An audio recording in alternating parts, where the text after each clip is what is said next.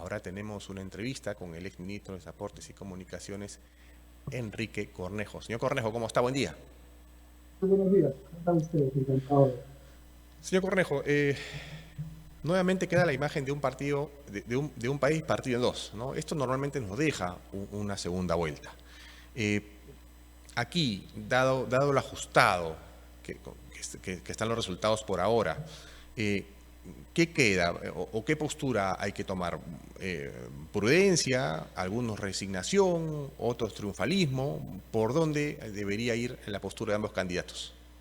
Yo creo que se necesita prudencia, reflexión hasta conocer el último voto, así estamos, y luego se necesita, digamos, una reflexión mayor para ver qué viene en adelante en la democracia peruana. Lo primero es que hasta el momento que estamos hablando, todavía, digamos, estamos al 92.862%, lo que significa que, por un lado, faltan actas de sectores del Perú donde evidentemente tiene, digamos, mayor votación el sector Sánchez, a excepción quizás de una región de, de la Amazonía, todo lo demás regiones está ganando Sánchez. Hay algunos votos para Keiko, pero se va a disminuir por esos votos de Perú la diferencia que hay ahora de alrededor de 0,3. Pero al mismo tiempo, hasta este momento, no tenemos un solo voto del extranjero contabilizado, y ahí hay un número importante de votos para la señora Keiko. Entonces, en ese balance está el primer tema que no podemos definir en este momento, porque, digamos, ¿cuál va a pesar más? Es la primera pregunta. Y la segunda pregunta es, de las alrededor de 1.500 actas que han ido hasta el momento para revisión al jurado, a los jurados electorales especiales, que son las actas impugnadas, ¿cuántas finalmente van a ser para la señora Keiko y cuántas para el señor Sánchez? Esa es la segunda pregunta. Y en una votación tan cerrada, digamos, de diferencia tan pequeña, bueno, esto se va a parecer a la votación en Florida donde ganó el presidente Bush a Al Gore, ¿verdad? Pues ganó por unos cuantos votos. Al final del día, eso es lo que va a pasar. Ahora, viendo para adelante, Ujú. si el señor Sánchez ganara, yo creo que vamos a entrar en una etapa difícil por dos razones. Primero, porque la incertidumbre económica ya se está produciendo en este momento. Es decir, seguramente por lo que pasó ayer, ya hace algunos días hay salida de capitales en este momento en Perú. Hay movimientos, los bancos lo saben, ¿no? El tipo de cambio amaneció hoy día tranquilo, va a esperar seguramente el mercado los resultados, pero la incertidumbre económica se va a producir y principalmente se va a producir por los dos o tres discursos que ha tenido el señor Sánchez y su equipo en relación al tema económico. Y eso ya es muy difícil de reparar si es que quisieran Claro, repararlo, vamos a decirlo así. claro. Pero por el lado de, digamos, político, también la incertidumbre política va a venir. Y si ganara la señora Keiko, la incertidumbre económica yo creo que no va a ser tal, se van a calmar los mercados, pero la incertidumbre política sí va a ocurrir porque creo que el señor Sánchez y sus partidarios no van a aceptar el resultado. Ahora, señor Cornejo, una consulta. Hay muchos que se preguntan, ¿no? ¿Por qué repetimos la foto? ¿No? Es idéntico a lo que ocurrió en 2021, eso no se puede negar. Digamos, ¿por qué o qué nos lleva a esta polarización? Yo creo que hay problemas en el Perú, hay problemas de pobreza, hay problemas de descrédito del sistema político y de la institucionalidad democrática, hay problemas de corrupción, hay problemas de falta de liderazgo, perfecto. Pero lo principal que ha pasado, creo yo, en este año, es que el centro y la derecha, que son la mayoría, políticamente hablando, le han cedido por inacción, le han cedido por falta de iniciativa el discurso y, digamos, las supuestas soluciones a los problemas que tenemos a la izquierda radical. Entonces tenemos una izquierda radical que dice, vamos a cambiar la constitución, y la mitad del Perú, o cerca de la mitad del Perú votante, lo cree. Tenemos una izquierda radical que dice, el señor Velarde debe salir, y una parte importante de los peruanos cree que eso es así, que se pueden usar las reservas internacionales. La izquierda radical dice, nosotros tenemos el problema o la solución al problema del desempleo, vamos a dar bonos, vamos a incrementar el salario mínimo, y la mitad de la población dice eso es posible. Entonces, hay aquí una responsabilidad de los líderes que estarían en el espectro centro y derecha político, que no han aprendido del 2021 porque se siguen dividiendo, que no han tenido la capacidad de desprendimiento para juntarse en el momento adecuado. Las juntas se han producido, pero ayer, ¿no? En el mismo día de la votación, eso ya no tenía el efecto que pudiera haber tenido. Y la principal lección es que han dejado, vamos a hablar deportivamente, por walkover, por abandono de cancha, que el espectro, digamos, fundamental de la población haga un discernimiento sobre cómo salir de la pobreza, cómo recuperar el empleo, cómo lograr educación y salud de calidad. Y en este momento, la mitad de la población cree que lo van a hacer con el señor Sánchez y sus propuestas. Claro. Ahora, gane quien gane, entendemos, el debate va a estar en el Congreso, un Congreso bastante dividido, ¿no? Con dos bloques marcadísimos. Hay uno, digamos que el grupo del señor Nieto, que digamos que es el que se mantiene un poco más al centro. ¿Cómo va a ser este debate en el Parlamento? ¿Va a ser igual de partido que el último? A ver, muchos han votado ayer, entiendo, por el señor Sánchez, pensando que si votan por el señor Sánchez va a estar balanceado el tema porque el Congreso está partido, ¿verdad? Pero eso es un error, porque desde el Ejecutivo se puede hacer muchísimas cosas sin pedirle permiso al Parlamento. Por ejemplo, se puede dar, políticamente hablando, efectos muy notables, negativamente, por supuesto, dando gracias presidenciales o postulando indultos para personas que sabemos están en este momento sentenciadas o judicializadas por temas de corrupción, golpes de Estado. También se puede subir los aranceles sin pedirle permiso al Congreso.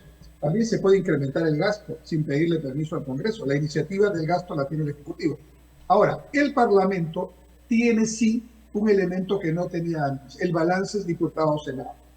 En el Senado están tas con tas, digamos, están 30-30 si juntamos los senadores de Renovación Popular con Fuerza Popular, y al otro lado ponemos a todos los demás, incluidos los senadores del señor Nieto. El señor Nieto viene a ser un personaje y su partido que va a tener un rol muy importante en los próximos 5 años, porque su rol va a ser dirimir, ¿no? Y en ese sentido, creo que lo que ocurrió en los últimos 2 días con el altercado que tuvo por redes sociales el señor Nieto, primero con el señor Pérez, pero después con el propio candidato, ¿no es cierto?, Sánchez, creo que no es una buena inversión políticamente hablando para Sánchez en ese sentido. Claro. Yo tengo la impresión que el Congreso va a ser un Congreso, aunque parezca mentira, mucho más, digamos, no estable, sino menos disruptivo negativamente como el que hemos tenido últimamente. Ahora, el día de ayer, bueno, todos sabíamos que Keiko Fujimori había llegado con 17% y que Roberto Sánchez con 12%. Había cerca de 70% de gente que no había votado por ninguno de los dos. El día de ayer, ¿se votó más con miedo o que con odio? Siempre se habla de eso en segunda vuelta, ¿no? En gente mayor que estaba indecisa, es decir, que votó por otras personas, creo que el antivoto ha estado presente. Y el antivoto de la señora Keiko. Y también creo que ha estado esta narrativa, vamos a llamarle así, usando el mismo término que utilizan quienes normalmente lo emplean, de que, digamos, la pobreza, el sicariato, los lamentablemente fallecidos en el sur, ¿no es cierto? Todo es obra de Keiko Fujimori. Y ahí creo que Keiko Fujimori y su equipo tienen que reconocer que no tuvieron la contundencia y la habilidad para desmentir eso, que no es cierto. Sin embargo, quedó en el imaginario esa situación. Y ese último punto creo que es lo que ha hecho que muchos jóvenes, hay que acordarnos que han votado más de 2 millones por primera vez y que alrededor del 39% de los votantes tienen menos de 40 años. En consecuencia, ese grupo etario es mayoritariamente joven. Me parece que votó por Nieto, votó por Belmont, votó por Álvarez, votó por Spa y otros candidatos. Y ese grupo o no ha ido a votar, habría que ver las edades de los que no han ido a votar. Yo creo que muchos no han ido a votar y otros que han ido a votar no han viciado, sino han votado por Sánchez. Y esa es la realidad. O sea, tampoco el voto de Sánchez refleja un espectro muy duro ideologizado, ¿no? Un espectro más variopinto con elementos como los que he mencionado. Claro, ahora, gane quien gane, haciendo un análisis de marzo hasta acá, ¿qué lecciones debemos sacar como autoridades electoralmente hablando? Me refiero a dejar las cosas como están o la ley electoral hay que ir cambiándola para evitar zafarranchos como el de primera vuelta. En primer lugar, hay que tratar de recuperar la credibilidad de los organismos electorales y para eso tiene que haber en el próximo Congreso una investigación profunda sobre todo el proceso electoral desde sus inicios, ¿no? ¿Por qué no votaron los militares? ¿Por qué no se hizo a tiempo el voto para los policías mismos? Eso estaba previsto, pero se descartó, ¿no? ¿Por qué pasó todo lo que pasó en la primera vuelta? ¿Y por qué lo que pasó en la segunda demuestra que en la primera pudo ser igual, ¿no? Es decir, en la segunda vuelta hubo muchísimos ojos, ¿no? Los partidos políticos ambos se esforzaron por tener personeros por todos lados, se esforzaron por mirar lo que no se miró en la primera vuelta, y entonces quiere decir que eso mismo que ocurrió en la segunda pudo ocurrir en la primera, lo que agrava la situación de las personas que están siendo implicadas, señor Corbeto y todos los señores que están siendo implicados, incluido, creo yo, el Jurado Nacional de Elecciones. Primero, entonces, una investigación profunda que diga la verdad. Y ahí tendremos que saber qué pasó. Segundo, creo que hay que cambiar la ley electoral en varios puntos. En primer lugar, creo que, no sé si esto es un cambio constitucional, pero creo que hay que volver al sistema electoral integrado. No es posible que el Jurado Nacional, siendo el árbitro máximo del ámbito electoral, constitucionalmente hablando, según las propias palabras del presidente del jurado, no puede en el inmediato plazo decirle a la OMPE, haga esto. No puede, solo puede exhortar. Eso no es posible. Eso no pasaba antes. Segundo, creo que se debe evitar esta práctica que la OMPE puso, que los votos se trasladan a través de concursos públicos con empresas privadas.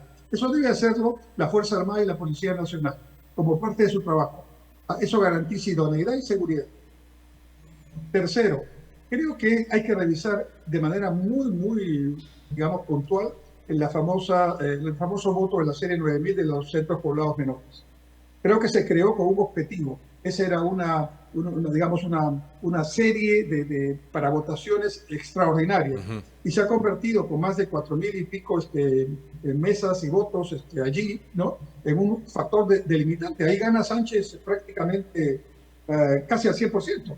Y claro, uno puede decir es los peruanos que están más en la pobreza, más olvidados, sí, pero también me pongo a pensar lo que ocurrió ayer en algunas mesas de Lima, donde claramente algunos personeros de Juntos por el Perú se dedicaron a marcar, no fueron muchos, pero fueron algunos, y mi impresión es que si lo estaban haciendo en Lima, es que lo hacen en todo el Perú, sino que ahora había que hacerlo porque Lima era una plaza contraria, como ha sido así, ¿no? Para Sánchez, y entonces había que jugarse esos riesgos. Eso es lo que pasó. En los centros poblados no hay tanta vigilancia. Entonces, por ejemplo, una manera de hacer eso puede ser que el día de las elecciones los centros poblados tengan votación en alguna ciudad intermedia debidamente custodiada y entonces todos contentos y todos participan. Claro, señor Cornejo, la última, porque sé que tiene una agenda que cumplir. Ya hicimos un balance y qué cosas se deberían hacer, ¿no? De acá en futuro. Lo más cercano, digamos, en esta semana, en estas próximas semanas, ¿ve posible un saludo, un apretón de manos entre ambos candidatos una vez que se conozcan los resultados? Digo esto porque en campaña se han dicho de todo y en el debate cosas más graves todavía. ¿Ve un saludo entre ambos? En política siempre es posible, los gestos son muy importantes, los gestos ayudan. De hecho, los gestos de López Aliaga en los últimos días son muy positivos, independientemente que hayan sido tardíos. Igual la caminata de los tres candidatos para votar juntos. Pero las cosas tienen que ser oportunas. Yo creo que es posible, lo veo difícil, Va a depender un poco del resultado en el sentido que el que pierda lo acepte, digamos, claramente. Pero sí creo que este es un momento clave y el señor López Aliaga, desde la noticia le pido que reflexione y que juramente como senador. El papel ahora, y lo han puesto algunos cientos de miles de peruanos allí, es que él cumpla el papel que quería desempeñar políticamente, pero el pueblo ha querido que lo cumpla en el Senado. Y él debe respetar ese voto, que lo hizo conscientemente y que desea que él esté ahí integrando, digamos, lo que sería, digamos, la oposición, prácticamente sea cualquiera de los candidatos Claro. que gane finalmente la serie. Sí, bueno, él ya lo he dicho en reiteradas oportunidades que no lo va a hacer, bueno, pero sería válido, ¿no? Que pueda asumir también este puesto que le dio la ciudadanía en las elecciones. Señor Cornejo, siempre es un gusto conversar con usted. Muchas gracias y que Dios bendiga al pueblo peruano y que finalmente cuando tengamos los resultados tengamos tranquilidad. Eso es lo que hay que buscar ahora. Tranquilidad, reflexión y vamos a ver cómo nos entendemos en adelante. Bien, muchas gracias y que tenga buen día. Muchas Bien, gracias. estuvo con nosotros el exministro de Transportes, Enrique Cornejo, quien hace un análisis de esta primera foto, ¿no? Porque es lo que tenemos ahora, es una foto de un avance del conteo en OMPE. Bueno, también tenemos los resultados de los conteos rápidos que le son por ahora favorables a Roberto Sánchez, ¿no? Vamos a ver cómo es que termina esta novela por la que tenemos que pasar cada 5 años en el Perú.